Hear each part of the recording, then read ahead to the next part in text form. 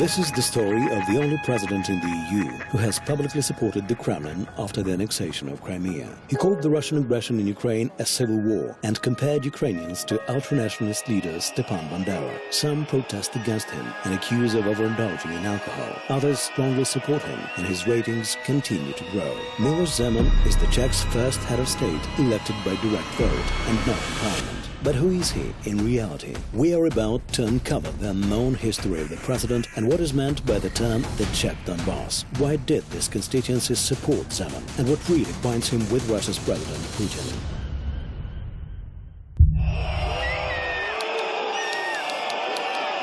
It was one of the largest protests in the Czech Republic in quarter of a century. About 30,000 people in Prague came out to show symbolic red cards to President Zeman and threw eggs at him.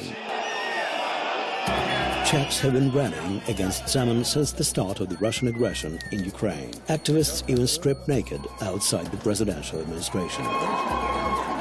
They hang out red underwear instead of the presidential standard and handcuff themselves to the fence of the Russian embassy.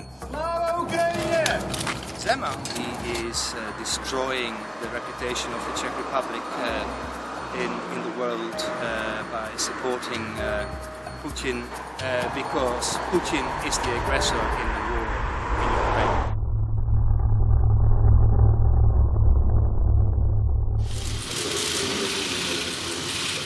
Miloš Zeman is the only European head of state who denies Russia's invasion of Donbass in the east of Ukraine. He says this is a civil war and calls Ukrainians Banderites. The Czech president openly supports the Kremlin. I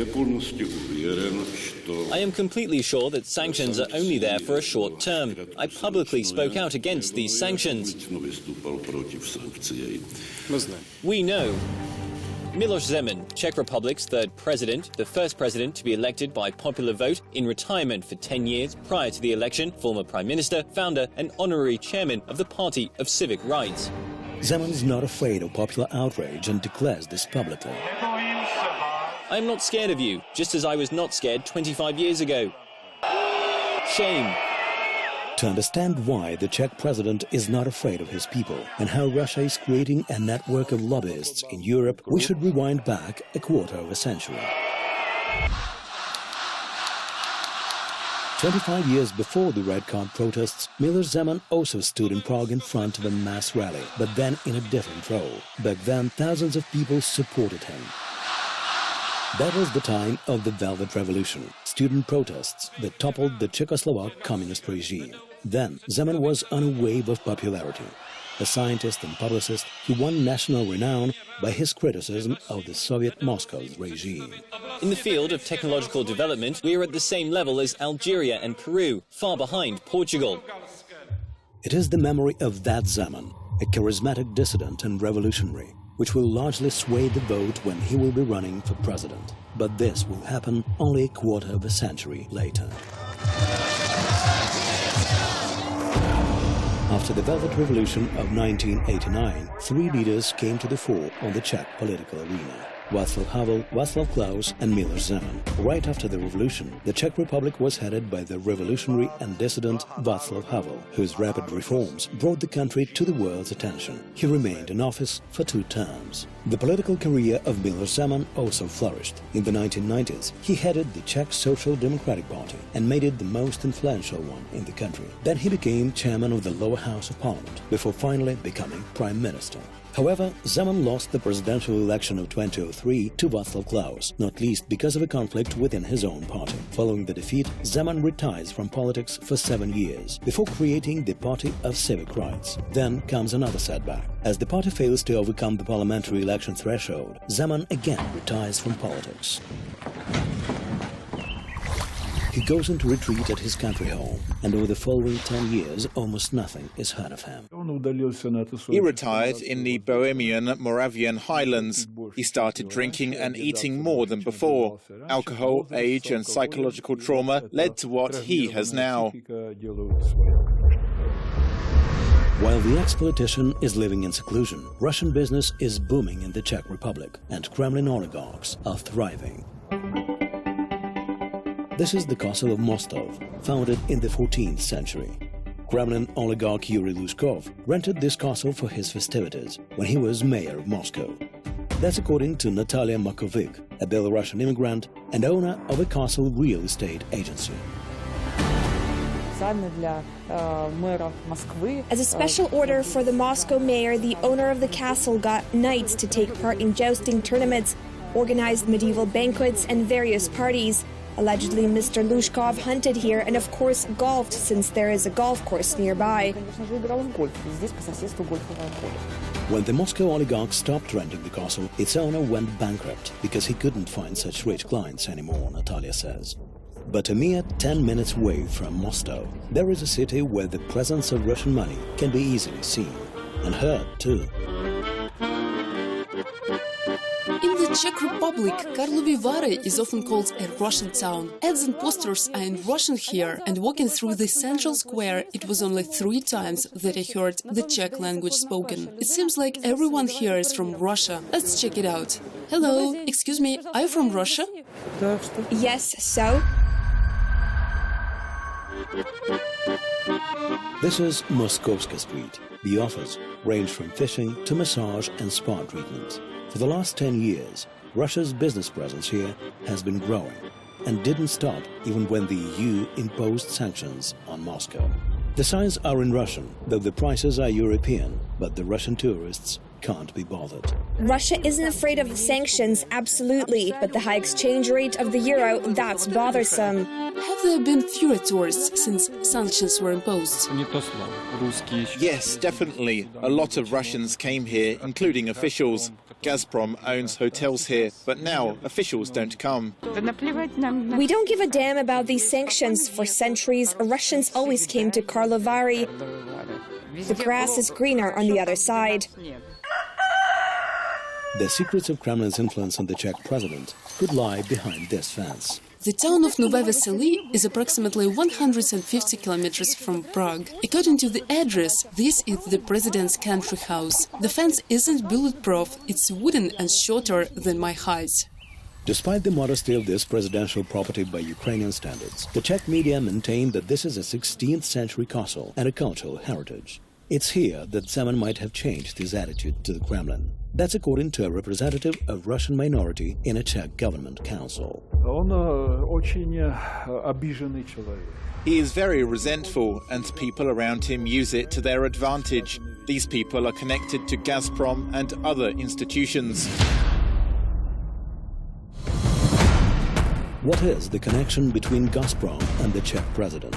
Did Moscow get Prague hooked on Russian gas supplies? And how do Kremlin agents use politicians?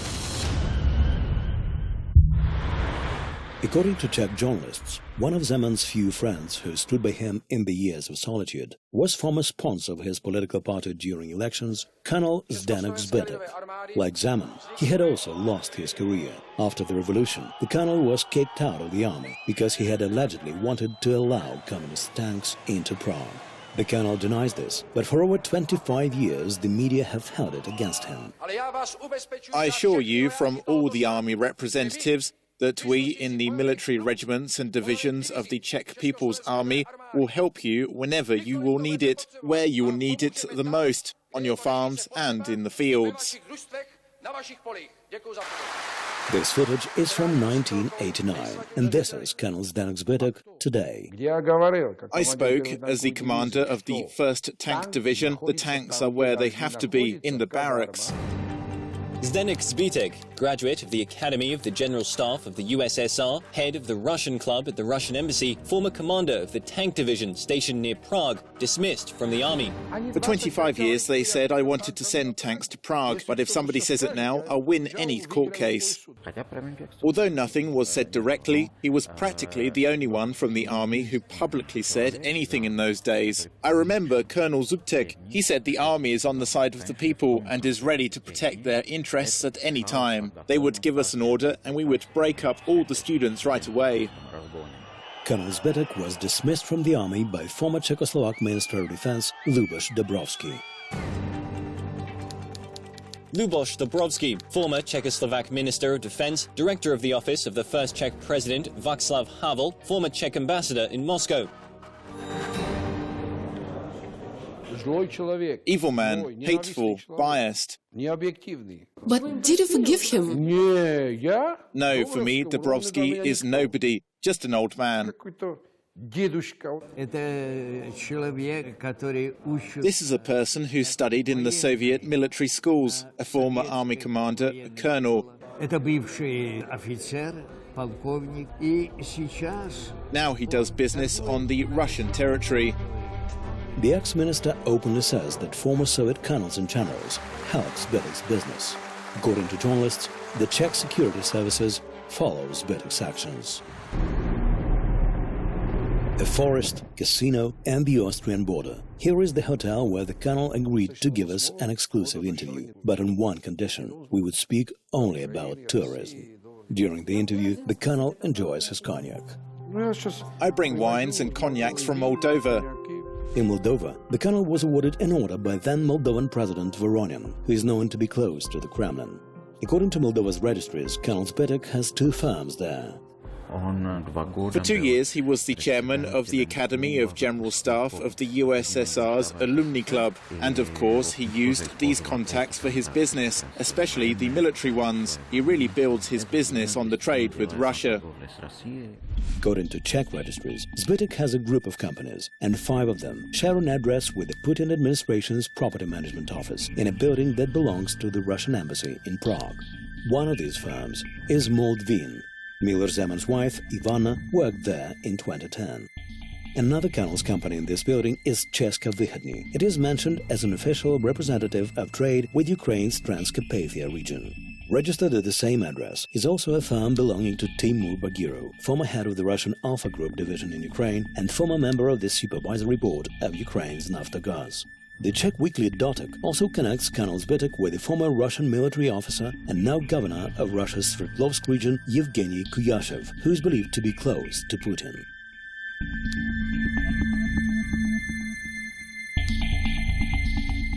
Together with Karl Schwarzenberg, Zemin, during the period of his seclusion, potentially started getting support from his Russian friends with a KGB past. But the results of this friendship will be noticed by the Czechs only in 2014.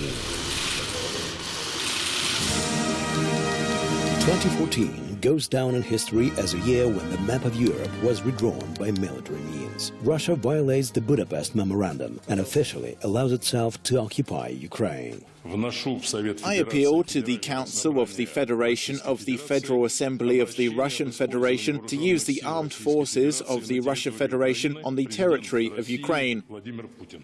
The decision is made unanimously.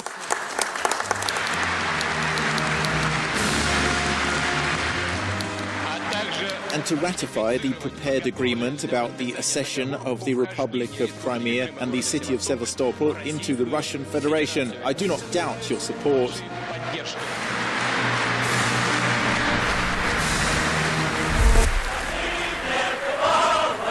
Czech intellectuals start drawing historical parallels.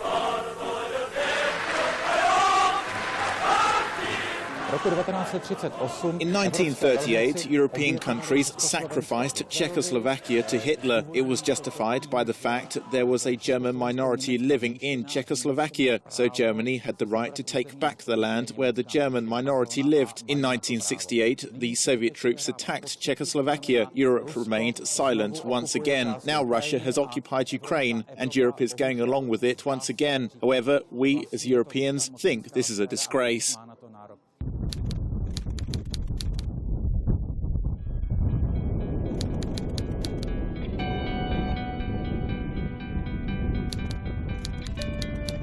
It was the annexation of Crimea that triggered off mass protests in the Czech Republic. The Czechs start the Czech Maidan, but the protests are only against Putin. Actions against Zemin only began in the fall of 2014, after a scandal in the media about the visit of the Czech president to the Greek resort island of Rhodes. There, the Czech head of state said, Ukraine's problems, where, as you know, a civil war has ended happily, are kind of like the flu. The Czech president didn't stop there. He calls Ukraine a country without a real government and a possible homeland to terrorism. NATO борется с международным терроризмом It is necessary to fight against international terrorism. Its bases are situated in so-called failed countries. But 10 years ago, Somalia was the only failed country. Now it is Libya, Iraq, Afghanistan, Nigeria, Central Africa. Possibly in the future, Ukraine as well.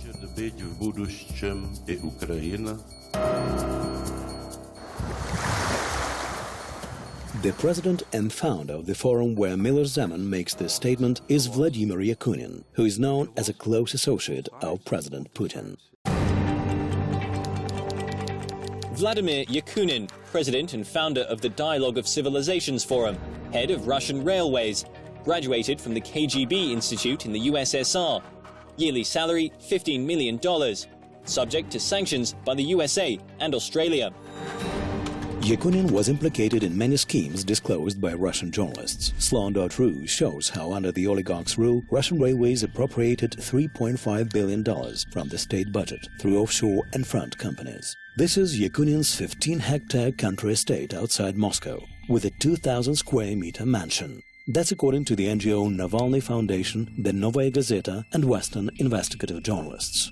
During the visit to Rhodes, the Czech president celebrated his birthday. According to Respect magazine, he was accompanied by his wife and 4 associates. Dear Vladimir, dear colleagues, I have been to Rhodes 8 times, both as a retired man and now as a president. How much did it cost the Czech budget to cover the presidential team's trip to the VIP resort and their attendance of the Russian oligarchs' forum? What made the president of a European state support the Kremlin leader despite the EU and US sanctions on Russia? Within half a year, the president's press service could not make time for an interview, so we'll doorstep on them. We found out where the president would meet with his constituents. The small town of Straž pod Ralskem. The Czech president holds a meeting with the local community, even without metal detectors. And even questions from the press are not pre-screened. President, how much does your trip to Rhodes cost to the budget of Czech Republic? Thank you very much. How much what? Excuse me, I am old. I'm not hearing quite well. Any participation at any international conferences is covered from the budget of the office of the president. It is in the States, it is in the Soviet Union or Russia, it is in Germany, it is everywhere. Standard life, business as usual. But the Czech president doesn't give any figures. For the president to hear the question clearly, we are following him to the next town, Mimoň. This time, the question is asked in Czech, but the president doesn't understand. А є ще одну отазку, просим, коли стала ваша цеста на остров Рhodos ze státního rozpočtu Česka? Děkuji moc. I'm sorry, I didn't understand your question, but if somebody translates it, I'll be happy to answer. The conference was financed from the Fund for Foreign Travel for the President. We have taken it from the budget of the presidential administration. I don't understand why you ask me the same question twice, but if you like, come to Ralsk where I'll have another meeting with the people.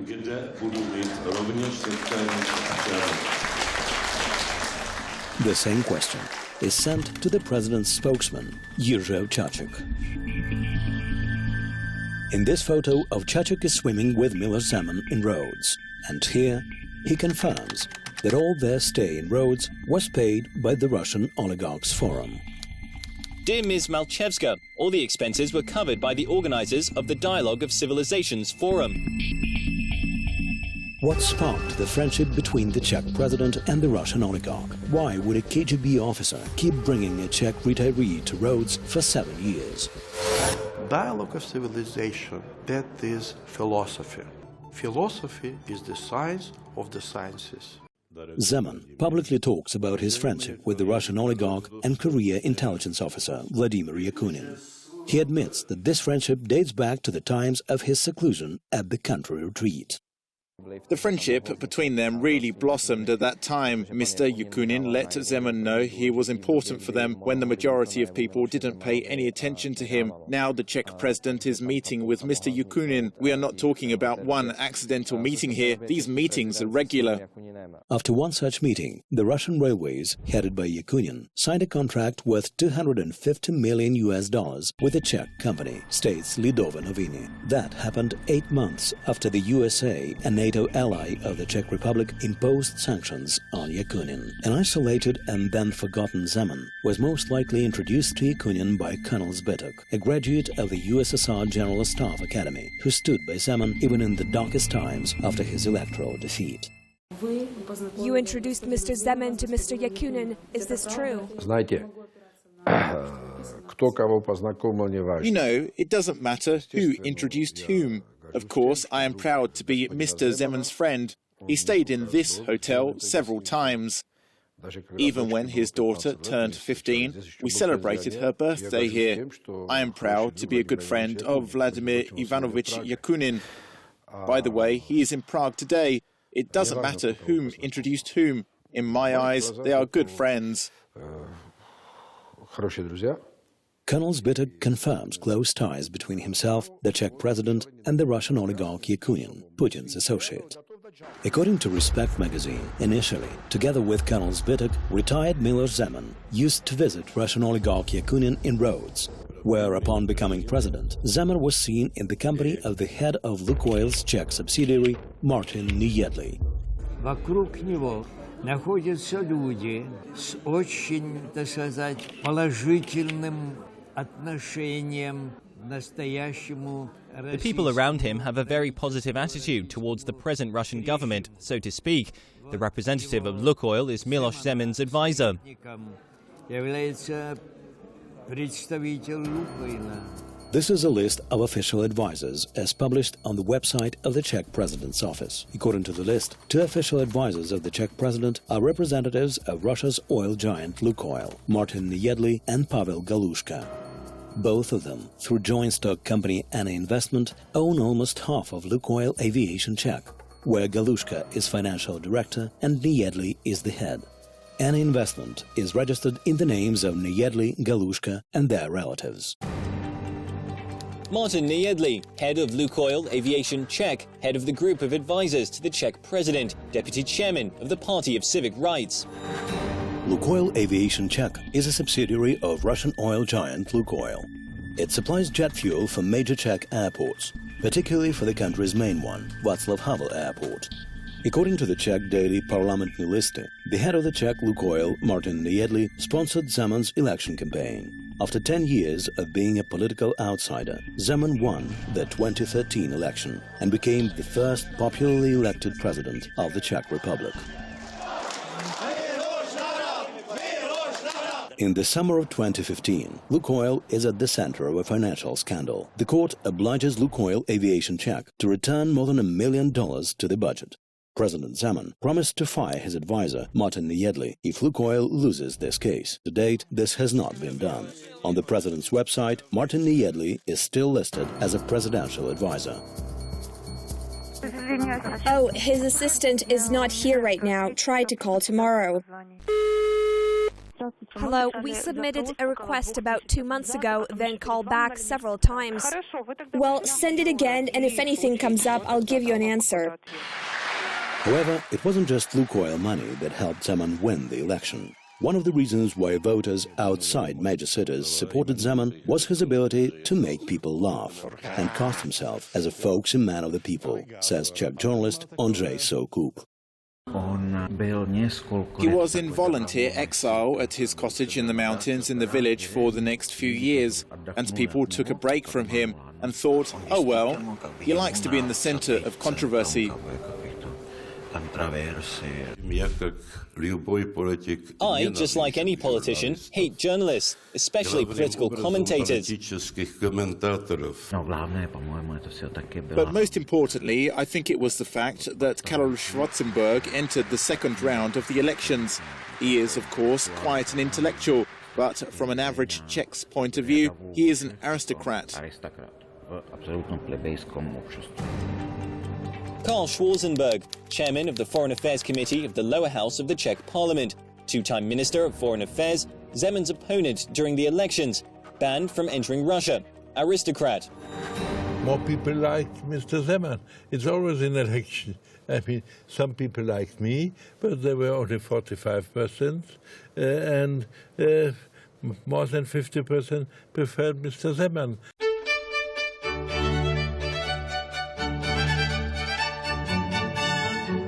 Karl Schwarzenberg didn't need anybody else's money for his election campaign. He really doesn't have to work at all. His family used to own parts of the Czech Republic and Austria. Head of the Schwarzenberg family is Prince Karl Schwarzenberg VII. This is one of the castles that his family owns. Everything has been kept since the early 19th century. The only thing, it hasn't been heated for 70 years.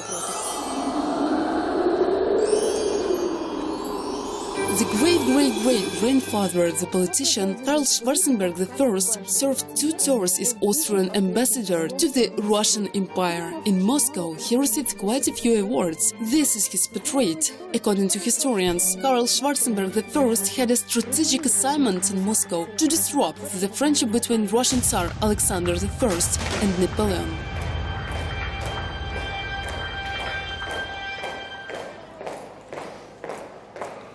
The story of President Zeman is quite the opposite. Before moving to the presidential residence in the Prague Castle, Zeman's family lived in a regular block of flats in a residential area of Prague, while he spent most of his time at the country house. Life among common people helped Zeman gain support in the provinces. He won mainly due to Vysočina, where his country house is located, and the depressed suburbs of the Czech Republic. Czech Ostrava is similar to Ukrainian Donbass. It is a region of coal mines and steel factories. It was here that the number of votes for Miloš Zeman was the highest.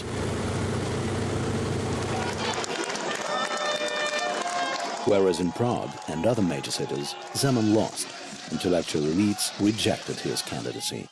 I refuse to take seriously anything Mr. Zeman says. Why?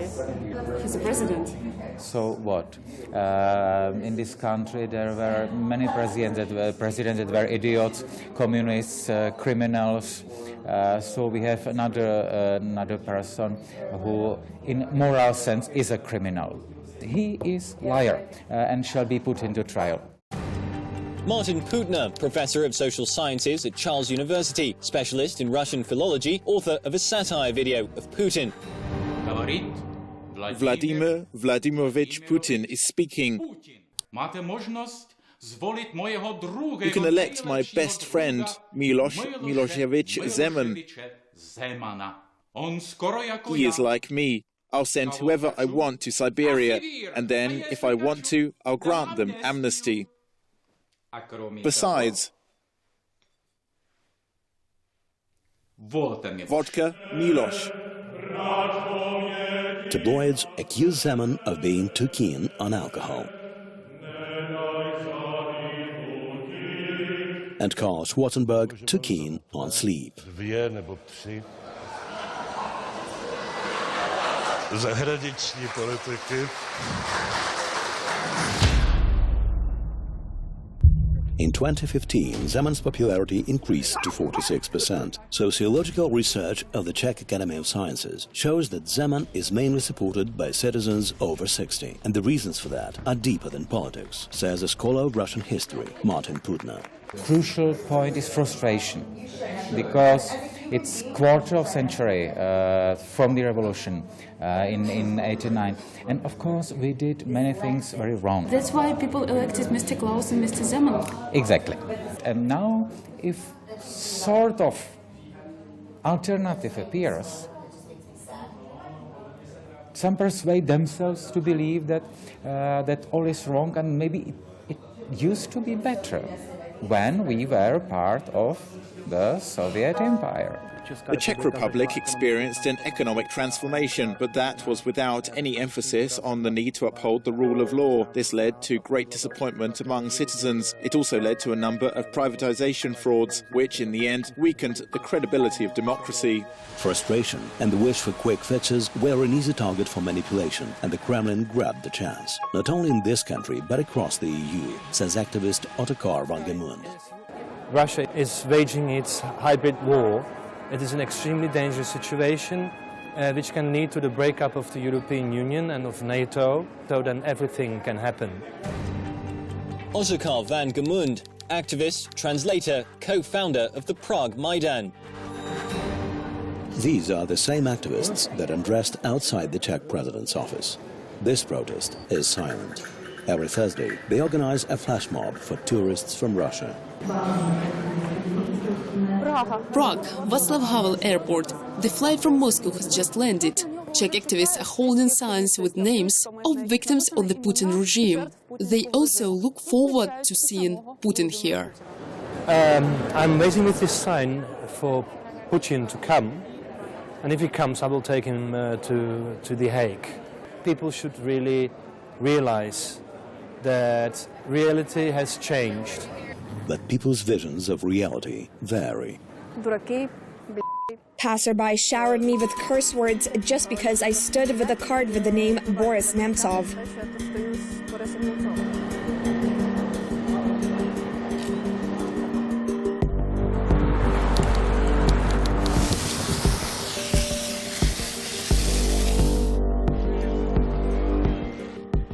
Activists are convinced that the reason for such a reaction to anti-Kremlin rallies, as well as Zeman's popularity, is Moscow's sophisticated propaganda. To figure out how to overcome it, the Czechs are going underground.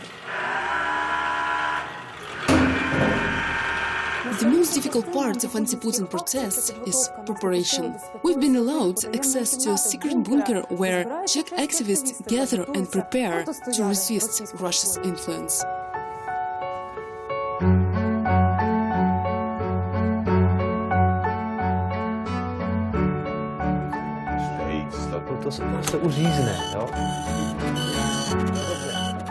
Otakar, I understand you like to undress in public. No, it's just an ancient Greek bust of an athlete, made out of marble, you know. It's a symbol of Western civilization, exactly what Russia is missing. As the protesters are getting ready for the next event, we stop shooting, not to reveal their secrets. Meanwhile, at the Russian embassy, much larger actions are being prepared. This is a closed presentation of the book All the Truth About Ukraine. The so-called Friends of Russia are getting together. On the same premises, there is the Russia Club, the president of which is Zeman's friend, Colonel Zbetek. Later, the Czech counterintelligence will report that the Russian embassy in Prague is crawling with spies. But we'll speak about it later. And for now, how is Russian propaganda being spread in the Czech Republic?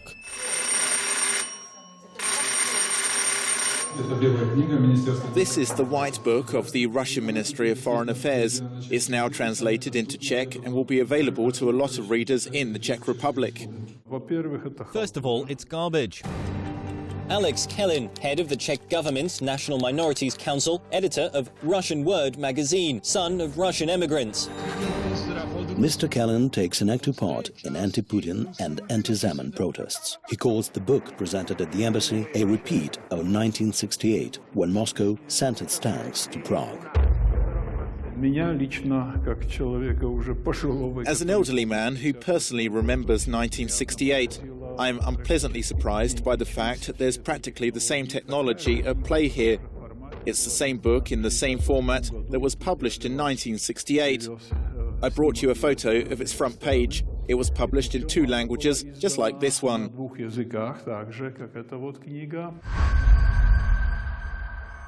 Václav Square, or Václavák, as it is known among the locals, is Prague's main square. Right here in 1968, Soviet tanks were standing. Thousands of people were protesting against the occupation when, upon Moscow's order, 5 countries of the Warsaw Pact sent their troops here and crushed what is known as the Prague Spring.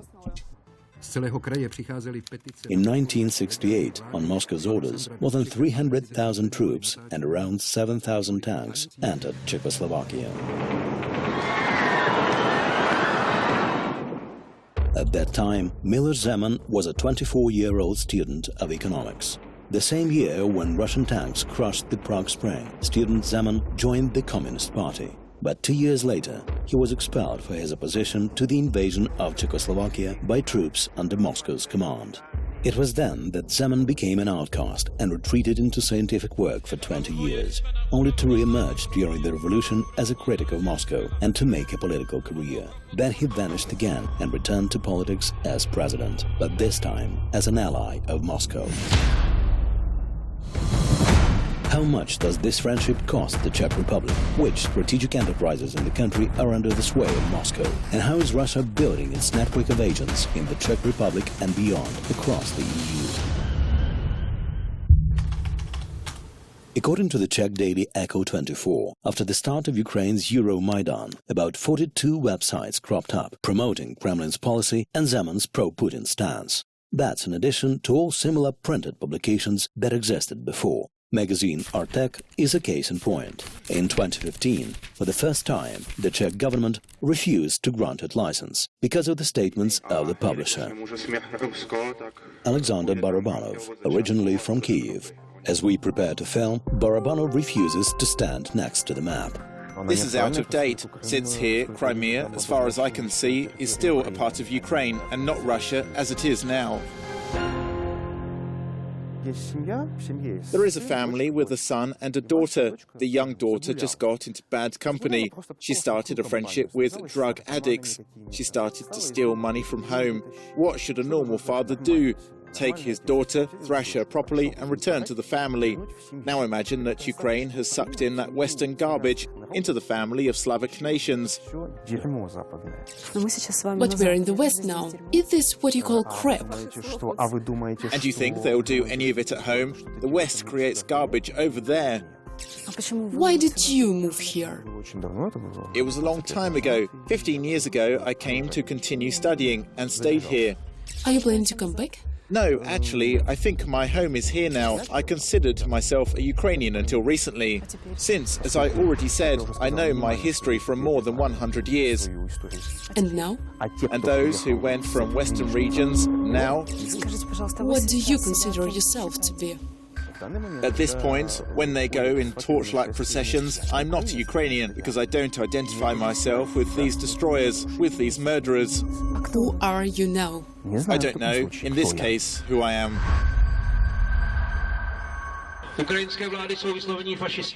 Kremlin propaganda is more dangerous than the one we know from the times of Cold War. The old propaganda of Cold War has somehow stopped on the Iron Wall. Compared to the Cold War propaganda, the current one is actually having a mobilizing effect. The Czech counterintelligence states, Russia and its supporters have been engaged in white, grey and black propaganda. Russian methods for exerting influence and spreading propaganda are based on time-tested Soviet practices. These practices are only too familiar to Zdeněk Šámal, editor-in-chief of the Czech Public Television, the country's oldest TV channel. As a child, he saw Soviet tanks in Prague in 1968. Years later, worked as a special correspondent of CT1 in Moscow and even wrote a book about Russian mafia. After the annexation of Crimea, he says, interference of pro-Kremlin agents became obvious. I don't have any proof to name any specific person an agent and prove that in court. On the other hand, I'm certain that people who don't have any other job but to monitor Czech TV and to question its existence on the basis of unknown arguments probably have some sort of financial backing. And if somebody opposes Czech interests and works in the interests of another country, to me, that person is a foreign agent.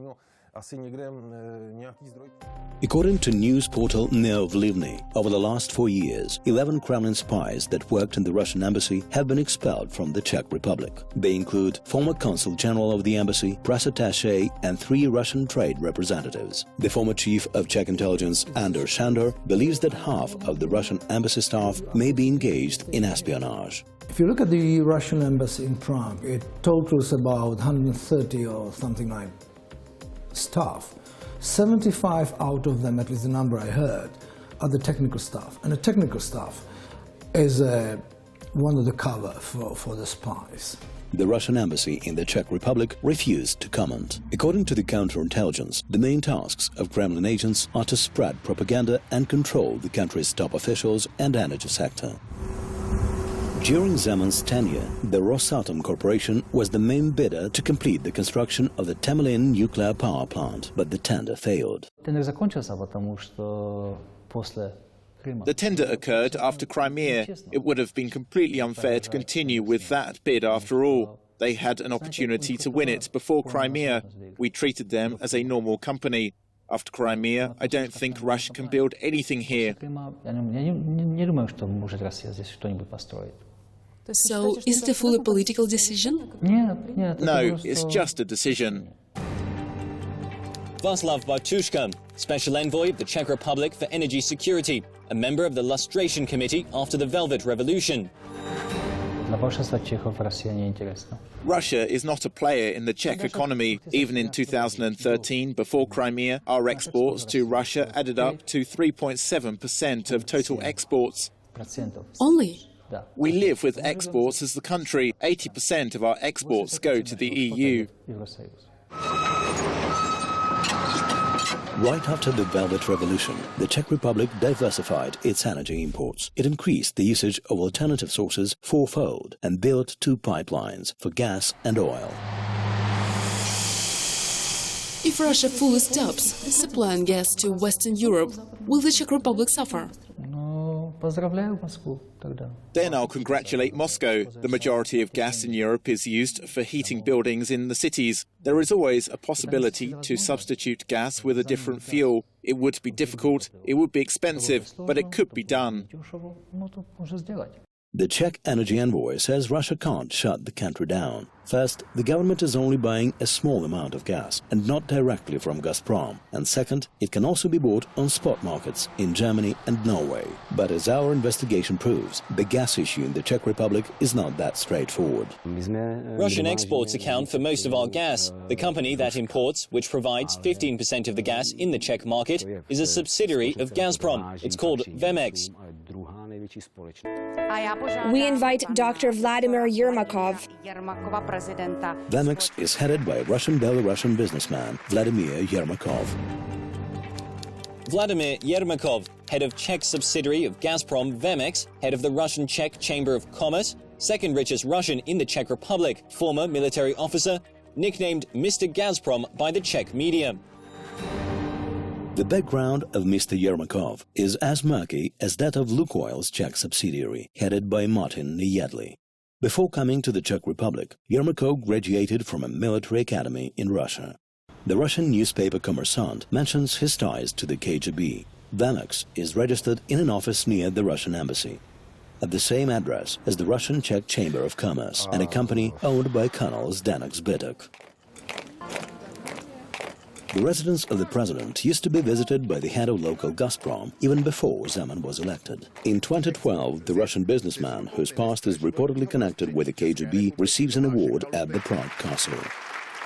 Vemex owns the biggest chain of liquefied gas stations. In addition, the Czech utility payments are also channeled through this Gazprom subsidiary. Besides, in the Czech Republic, Mr. Yermakov owns a company producing synthetic sapphires, Alet Praha.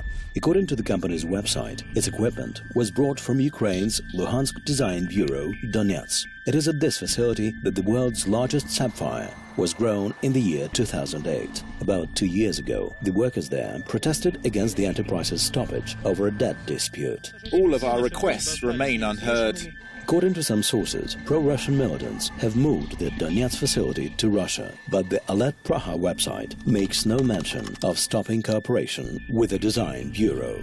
We called about a month ago concerning an interview with Mr. Yermakov. Sorry, he's not here. He went on vacation. It was his last week. Maybe just 15 minutes? No, absolutely not. Meanwhile, we found documents indicating that Yermakov's Vamex, Gazprom's subsidiary, got a nearly $1.5 million contract to supply Russian gas directly to the Czech president's residence, the Prague Castle. And this year, Yermakov won a tender for $1,230,000. If Gazprom is run by people who used to be the comrades in KGB, I have a problem. The fact is that Putin is able to run these strategic energy and resources companies through his comrades, through his partners from KGB, through the state administration, not based purely on the business rules. So I have a problem with that.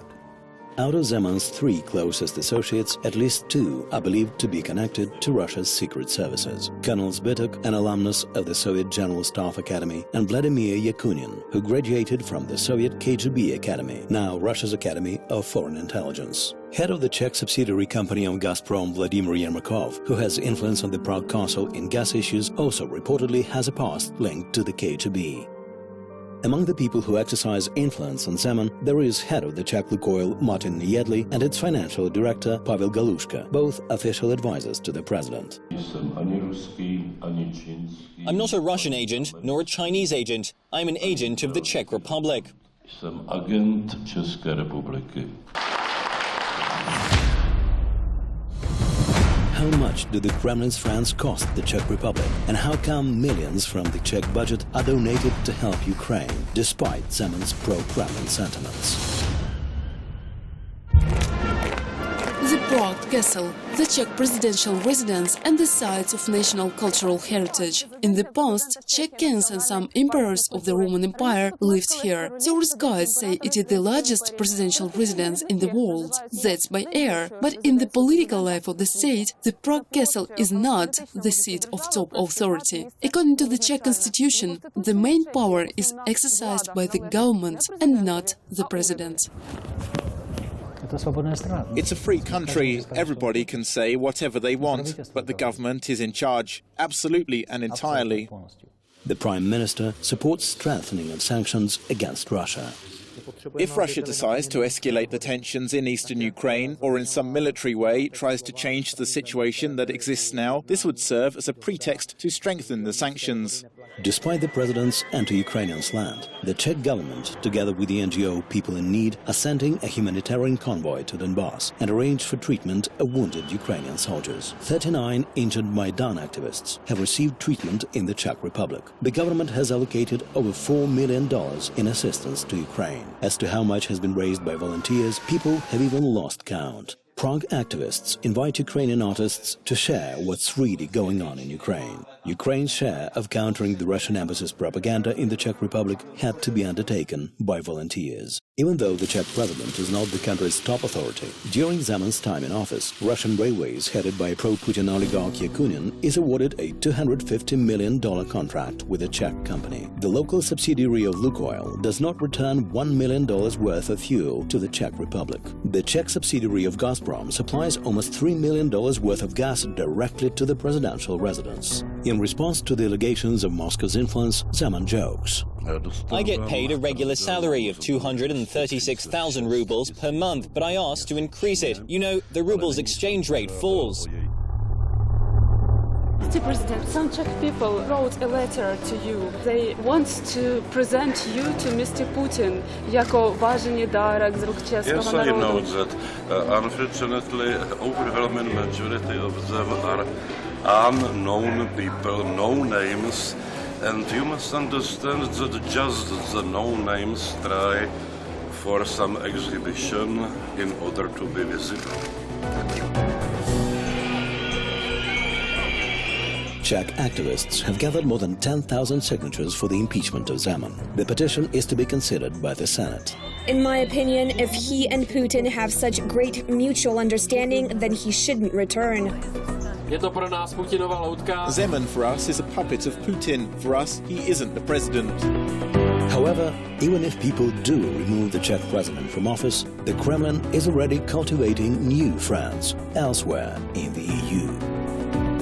In 2014, the first Czech-Russian bank issued a loan of 9 million euros to Marine Le Pen, the leader of a far-right party in France. Marine Le Pen publicly supported the annexation of Crimea and condemned sanctions against Moscow. Also opposed to the sanctions is the Prime Minister of Greece, radical leftist Alexis Tsipras. While the Kremlin is engaged in aggression in Donbass, Tsipras flies to Moscow and makes a deal for the transit of Russian gas via Greece through the Turkish Stream pipeline. And former Italian Prime Minister Silvio Berlusconi goes so far as to meet Putin in Russian-occupied Crimea. He has been repeatedly accused of corruption and known to be a close friend of the Russian president since the time Berlusconi ran Italy's government. In one way or another, favorable attitude to the Kremlin has been expressed by Prime Minister of Hungary Viktor Orban, Serbian Prime Minister Mr. Alexander Vučić, and their Slovak counterpart Robert Fico. And even in Poland, pro-Russian Magdalena Ogórek ran for president, although failed to secure enough votes. Will the friends of the Kremlin become the fifth column